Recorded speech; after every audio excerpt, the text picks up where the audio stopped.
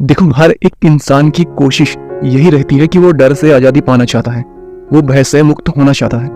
और देखा जाए तो भय यानी डर वास्तविक है।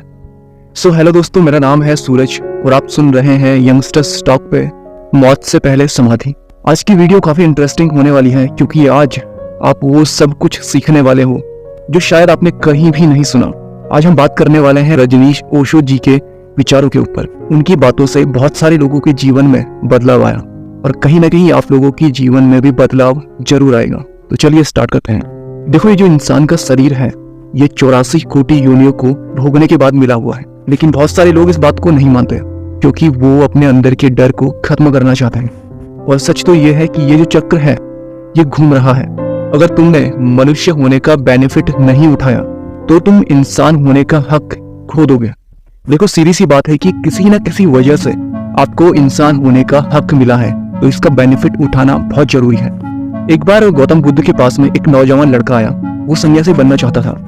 बुद्ध के पास आया और बोला, आपको रास्ते पर चलते देखकर, आपके अपूर्व सौंदर्य को देखकर मेरे मन में सन्यास बनने की जिज्ञासा उत्पन्न हुई है, लेकिन पहले कभी मैंने सन्यासी बनने के बारे में नहीं सोचा था। धर्म की बातें और पंडितों से तो मैं काफी दूर रहा हूँ।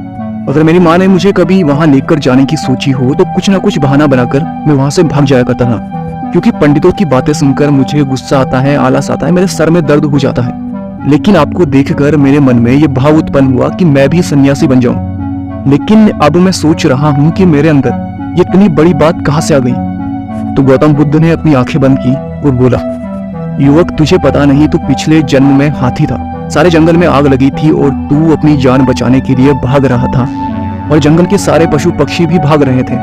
जब तू थक गया तो तू एक पेड़ के नीचे जाकर रुक गया। तेरे पैर थक गए थे और तेरे पैर में कांटा भी चुभ गया था। तूने उस पैर को ऊपर उठाया और तभी एक खरगोश भागते हुए आया और तेरे उस पैर के नीचे आकर बैठ गया। वो घड़ी ऐसी थी कि सारे जंगल में आग लगी हुई थी और सारे पशु पक्षी अपनी जान बचाने के लिए भाग रहे थे। और जब तूने देखा कि मैं भी अपने जीवन को बचाने के लिए भाग रहा हूँ और ये खरगोश भी अपने जीवन को बचाने के लिए भाग रहा है, मैं हाथी होकर थक गया। बेचारा ये तो खरगोश है, ये कितने विश्वास के साथ मेरे पैर के नीचे आकर बैठ गया। अगर मैंने पैर नीचे किया तो ये बेचारा मर जाएगा।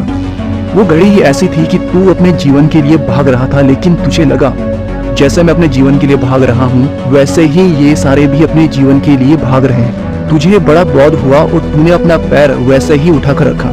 जब खरगोश वहां से भाग गया था और तूने अपना पैर नीचे रखना चाहा तो तब तेरा पैर अकड़ चुका था और तू जमीन पर गिर गया। वो बेचारा खरगोश तो बच गया, लेकिन उस जंगल की आग में तूने अपना जीवन दे दिया। लेकिन मरते समय तेरे मन में बड़ी तृप्ति थी, एक बड़ी शांति थी, एक आनंद का भाव था कि मैंने खरगोश को नहीं मारा और उसी का फल है कि तू मनुष्य हुआ। बुद्ध ने कहा, जो तूने करुणा दिखाई उसी करुणा की वजह से तू मनुष्य हुआ और उसी करुणा की वजह से तेरे मन में ये सन्यास होने का भाव उत्पन्न हुआ। बुद्ध कहते हैं, जिसके मन में करुणा होती है उसको बोध की प्राप्ति होती है, वही असली ज्ञान का हकदार होता है। जिसके मन में करुणा हो वो आज नहीं तो कल सन्यास को प्राप्त हो जाएगा, यानी समाधि को प्राप्त हो जाएगा। आगे बुद्ध कहते हैं कि उस करुणा की वजह से मुझे देखकर तेरे मन में सन्यास होने का भाव उत्पन्न हुआ। देखो, अगर तुम मनुष्य हो तो इसके पीछे बहुत बड़ा कारण है। कोई भी ऐसा ही मनुष्य नहीं बन जाता।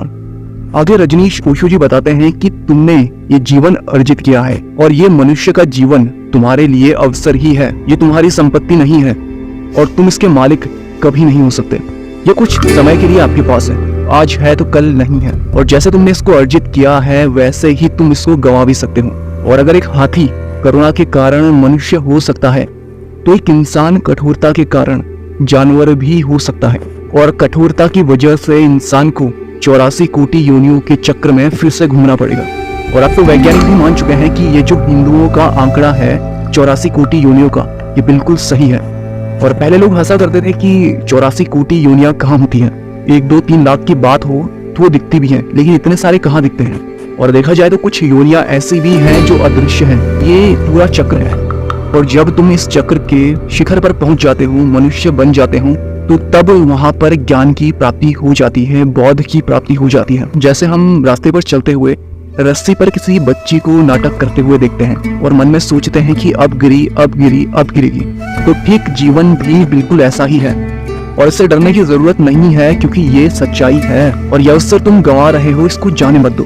कोई इंसान स्त्री के पीछे भाग रहा है, कोई पुरुष के पीछे भाग रहा है, कोई धन के पीछे, दौलत के पीछे, सम्मान के पीछे, और ये सब तो इंसान ने हर जन्म में किया है और हर कोई मालिक बनना चाहता है।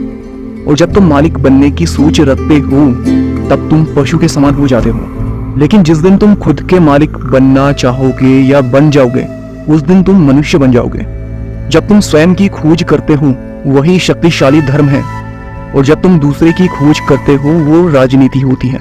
और तुमने जितना भी धन इकट्ठा किया है, जितना भी पद प्रतिष्ठा इकट्ठी करी है, वो सब यहीं रह जाएगी। लेकिन जो परमात्मा की संपत्ति इकट्ठी पड़ी है, तुम उसको देखना ही नहीं चाहते। और देखा जाए तो इंसान नकली चीजों के पीछे ही भागता है, असली चीजों पर तो उसे शक होता है, यानी डाउट होता है। और इसी दौड़ में हाथ समय से निकला जा रहा है और जिंदगी बीती जा रही है, और एक दिन मौत द्वार पर खड़ी हो जाएगी।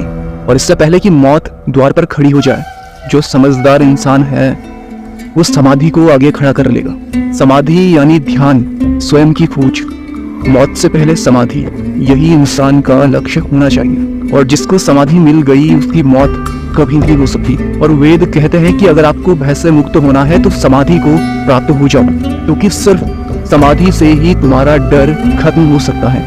क्योंकि जब तक मौत है तब तक डर बना रहेगा, और जिस दिन आप समाधि को प्राप्त हो जाओगे तो मौत का डर खत्म हो जाएगा।